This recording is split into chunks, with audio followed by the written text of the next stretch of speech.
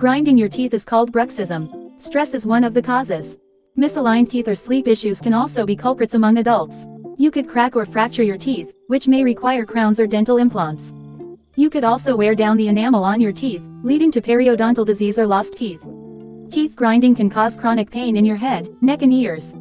If you grind your teeth at night, ask your dentist to fit you with a mouth guard. If it's a daytime problem, try meditation, exercise, or other ways to curb stress.